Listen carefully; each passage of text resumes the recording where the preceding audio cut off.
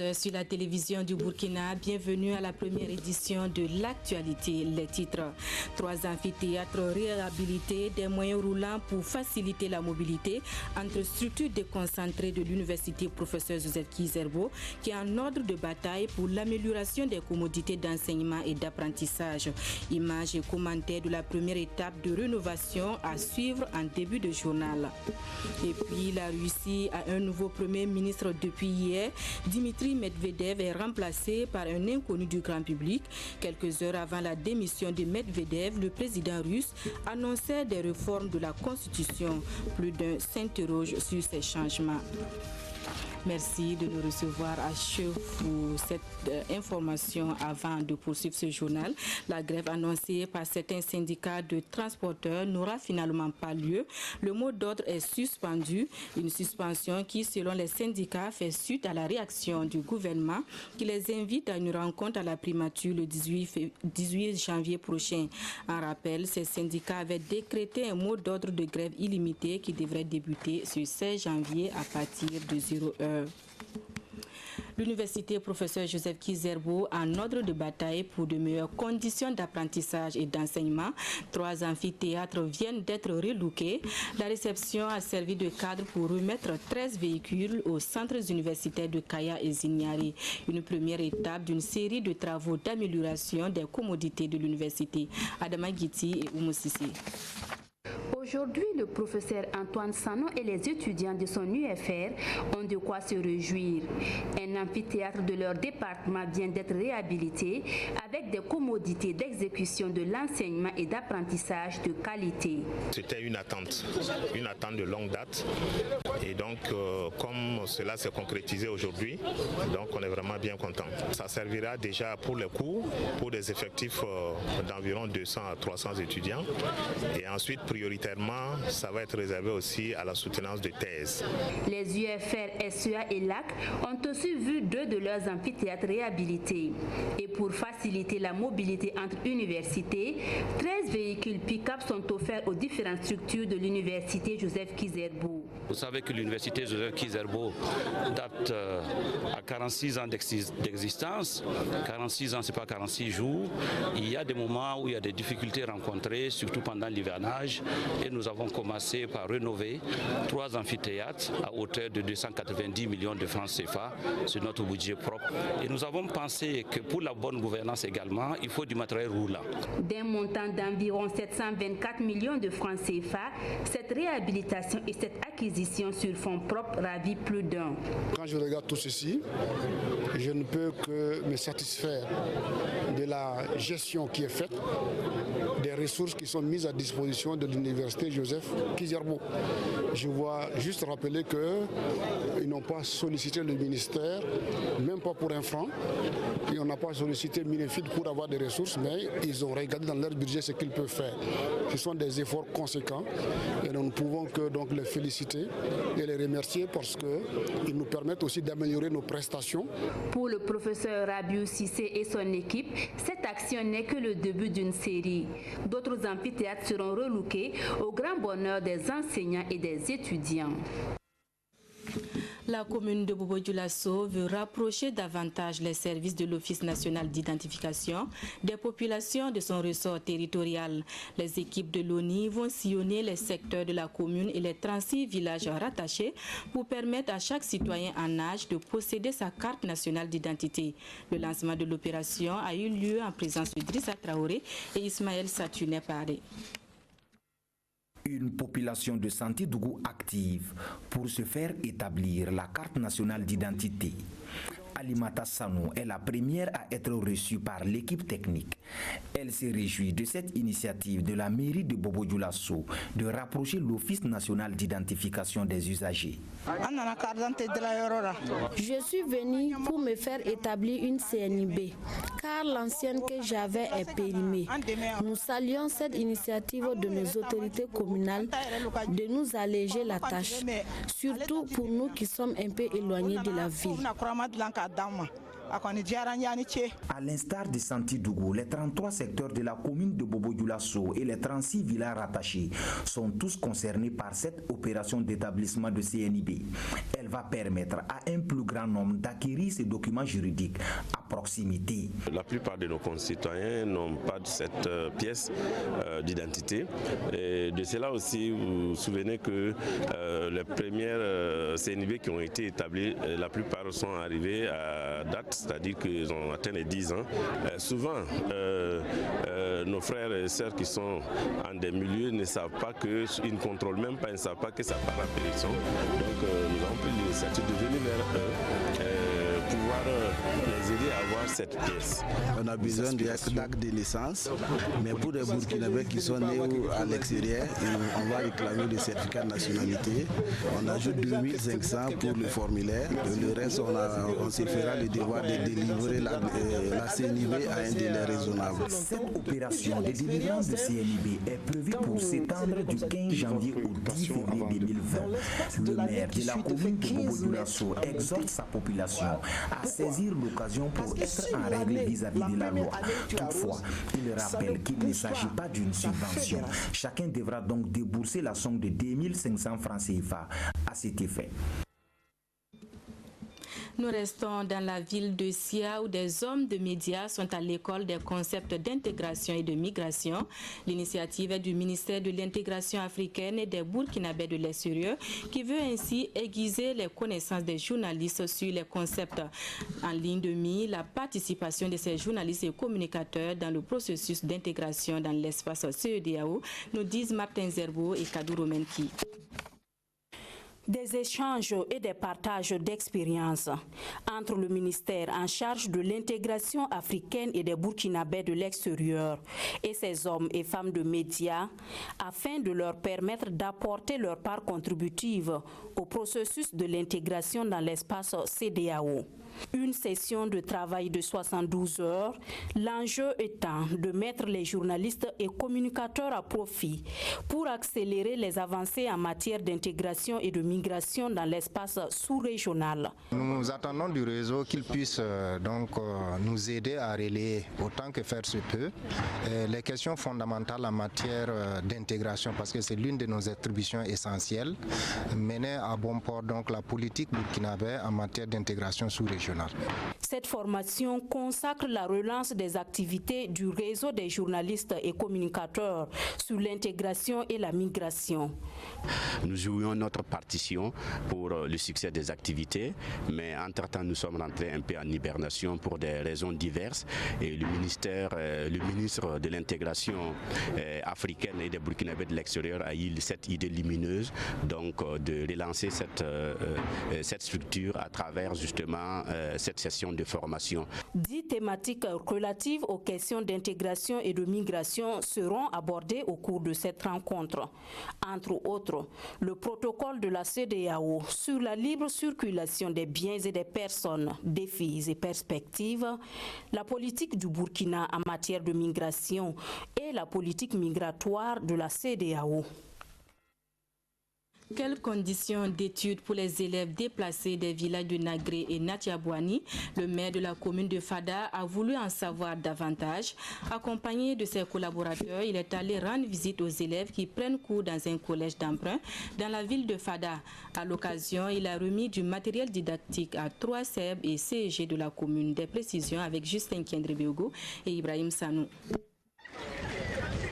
Les CG de Nagré et de Natiabouani prennent désormais cours dans ce collège privé de la ville de Fadangourma.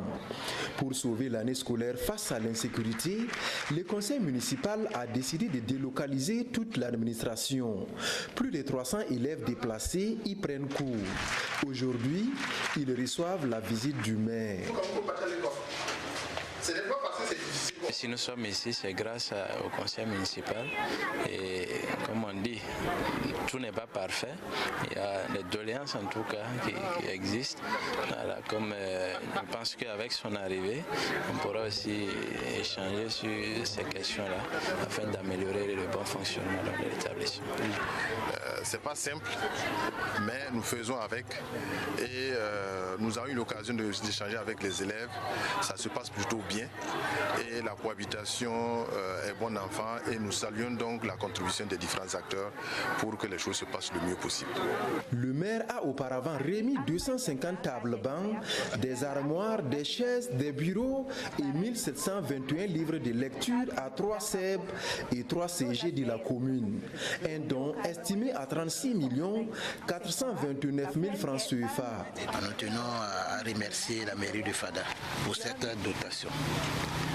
C'est un accompagnement d'appoint qui permettra aux établissements publics de la ville de Fada de bénéficier d'assez d'apport pour pouvoir accompagner nos enfants. Cette journée éducative a également permis au maire et sa délégation de visiter les chantiers en construction du CG de Bakouni et du centre d'éveil du secteur 6. De l'eau potable pour les populations de Goulouré dans la commune rurale de Kokologo, de l'eau potable à elle offerte par la section Turquie du mouvement du peuple pour le progrès MPP qui a entendu le cri de cœur des femmes obligées de parcourir des kilomètres pour avoir accès aux liquides précieux. La remise du forage a mobilisé population et ressortissants de la localité. Le témoignage de Kwale Nebié, Issa Kanana. C'est la fête ce mercredi matin à Goulouré. Et pour cause, les populations de ce village de la commune rurale de Kokologo bénéficient d'un nouveau forage. Un forage qui vient soulager un tant soit peu leur souffrance. C'est une joie qui nous anime ce matin. Avant ce forage, c'était la croix et la bannière pour les femmes. Maintenant, nous pouvons dire adieu à nos souffrances. Améliorer le taux d'accès à l'eau potable au niveau de Kokologo qui est actuellement de 61% contre 71% sur le plan régional. Donc, pour dire merci aux donateurs et j'invite la population à prendre soin du forage pour son entretien. D'un coût de réalisation de près de 6 millions de francs CFA, ce forage est un don de la sous-section du mouvement du peuple pour le progrès de la Turquie. Un acte patriotique selon le représentant du président par intérim du MPP. C'est un acte de patriotisme parce que vous savez tous que quand vous êtes un peu à l'étranger et pour participer au développement local, ce sont des actes qu'il faut poser. Nous attendons des autres sections qu'ils en fassent la même chose, même si dans certaines sections c'est un peu difficile. Nous allons nous atteler à ce que les autres sections aussi puissent contribuer au développement de leur pays. Ce forage est le premier d'une série de réalisations de la section MPP de Turquie. Une section qui entend offrir 9 autres forages aux populations à travers le Burkina Faso. Actualité hors de nos frontières, nous commençons aux États-Unis où le procès de destitution de Donald Trump débutera mardi. L'acte d'accusation a été signé hier par la Chambre des représentants. Le président américain est accusé d'abus de pouvoir et d'entrave à la bonne marche du Congrès. La voie vers le procès de Donald Trump est désormais tracée. Ce mercredi, la Chambre des représentants a voté la première étape avant que le Sénat ne se prononce sur la procédure d'impeachment. 228 voix pour, 193 contre. La logique a été respectée puisque les démocrates sont majoritaires à la Chambre basse. Sans surprise, Donald Trump, très agacé depuis le début par cette procédure, a réagi sur son réseau social favori. Nous y voici, une autre arnaque orchestrée par les démocrates qui ne font rien, a-t-il commenté. C'est seulement la 3e fois dans l'histoire américaine qu'un procès en impeachment va se dérouler devant le Sénat. Un moment historique, mais qui devrait pourtant ne pas aboutir à la destitution du président. À la Chambre haute, les républicains sont largement majoritaires et pour l'instant, ils font corps derrière Donald Trump, leader incontesté du Grand Old Party. La Russie a un nouveau Premier ministre, c'est un inconnu du grand public qui remplace Dmitry Medvedev, qui a démissionné avec son gouvernement ce mercredi. Une démission remise quelques heures après un discours du président russe annonçant des réformes de la Constitution. Vladimir Poutine prépare-t-il l'après 2024, date à laquelle il ne pourra se représenter? La question est sur toutes les lèvres après la démission du Premier ministre Dmitry Medvedev, remplacé par un inconnu du grand public, le patron du fisc russe Mikhail Mishustin.